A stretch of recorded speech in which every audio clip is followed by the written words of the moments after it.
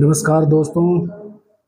2024 के लोकसभा चुनाव के मतों की गणना चल रही है और अपने अंतिम परिणति की ओर अग्रसर है, जिसमें अभी तक के रुझानों को और रिजल्ट को देखते हुए ऐसा लगता है कि भाजपा सबसे बड़ी पार्टी के तौर पर उभर रही है। करीब 230-240 और उनके साथ की जो एनडीए गठबंधन है उसको मिलाकर 290 और 300 के आसपास पहुंच रही है। उसी की तरह जो कि विपक्ष नाम की चीज़ हुआ नहीं करती थी पिछले 10 सालों में, वो भी पार्टी करीब 200, 230, 240 के आसपास विपक्षी इंडिया के गठबंधन पहुंच रही है। अब इस रिजल्ट को इसी को ही मान लें और शायद यही रिजल्ट ही अंतिम अपने पुख्ता होगी। इसमें अगर देखते हैं तो 1989 में राजीव गांधी जी की पार्टी को, यानी कांग्रेस की पार्टी को सबसे ज़्यादा वोट मिले थे, सबसे ज़्यादा सीटें मिली थी, लेकिन उन्होंने 1984 की तुलना में सीटें की में कमी होने के कारण नैतिकता के आधार पर ये माना कि आम जनता ने उन्हें रिजेक्ट किया है और उन्होंने सरकार बनाने का कोई दावा पेश नहीं किया और विपक्ष में बैठना मंजूर किया। तो क्या आज के ज़माने में, आज के समय में है हम ऐसी कोई उम्मीद पाल सकते हैं जहाँ पर नैतिकता की कोई बात होगी? और आज के जो इस पूरे चुनाव में और ख़ास करके आज जो रिजल्ट आ रहा है उसमें जो आज के जो हीरो हैं, मैन ऑफ द मैच, वो मेरी नज़रों में दो लोग हैं, चंद्रबाबू नायडू जी और नीतीश कुमार जी। ये जिधर बैठेंगे वो सरकार बनाएंगी।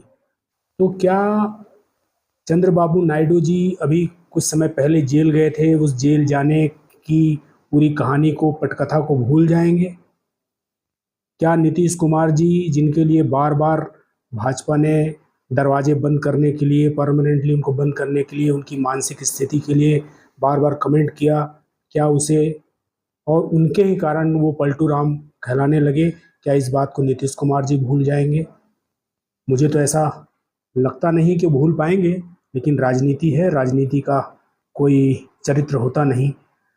और बाकी जो छोटी पार्टियां हैं या क्षेत्रीय पार्टियां हैं, जिसमें कि बहन जी की बसपा है, बीजू जनता दल है, जनता और नीतीश कुमार जी की जेडीयू भी है, पीडीपी है और पासवान जी की एलजेपी है, और ऐसी ही पार्टियां हैं, मांझी साहब की पार्टी हैं, एक एक सीट वाली पार्टियां हैं।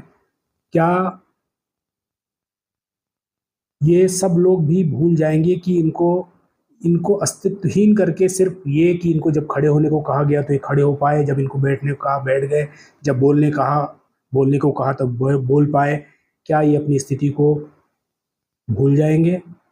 और इसी तारतम्य में अगर आप देखेंगे, भाजपा ने जिन जिन क्षेत्रीय पार्टियों के साथ अपना गठबंधन किया, उसमें सबसे मेन जो है, सबसे पुरानी पार्टी शिवसेना थी, उसके बाद शिरोमणि अकाली दल थी।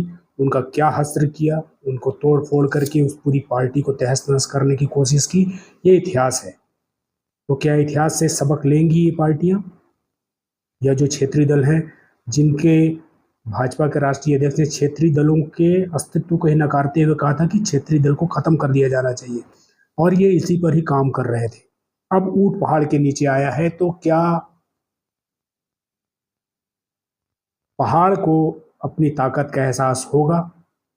हो सकता है कि कांग्रेस का जो पुराना इतिहास रहा है उसके कारण लोगों में शंकाएं हों, लेकिन फिर भी एक बड़े मजबूत पार्टनर की अपेक्षा एक कम मजबूत पार्टनर के साथ चलने से प्रजातांत्रिक व्यवस्था में लोगों की सुनवाई ज़्यादा होती है और ये समसामयिक भी होगा। इससे हम उम्मीद कर सकते हैं कि जो मेन खिलाड़ी हैं, नीतीश कुमार जी, चंद्रबाबू नायडू जी, बीजू जनता दल के पटनायक साहब,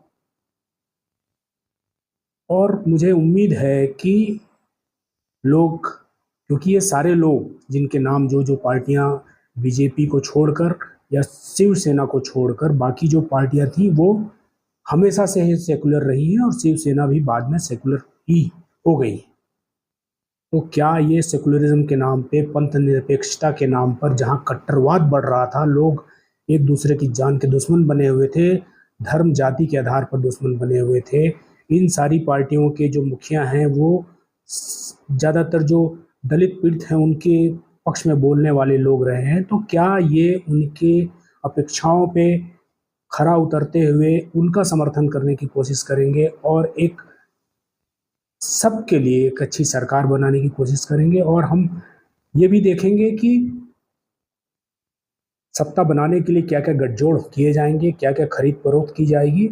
और मैं फिर से याद दिला देना चाहता हूँ 1989 और 1984 का जो कांग्रेस का रिजल्ट रहा है, जिसमें राजीव गांधी जी ने नैतिकता के आधार पर सबसे बड़ी पार्टी होने के बाद सरकार बनाने से मना कर दिया था। तो क्या ऐसी कोई चरित्र वाली, नैतिकता वाली बात हम इस बार फिर से देख पाएंगे? चलिए देखते हैं, अंतिम रिजल्ट आने में भी वक्त है और हम बहुत जल्दी एक अच्छी और जनता की आवाज़ को सुनने वाली, मनमानी न करने वाली सरकार हमें मिलेगी, ऐसी उम्मीद करते हैं। आप सबको बधाइयाँ, हमें भी बधाइयाँ। थैंक यू, नमस्कार।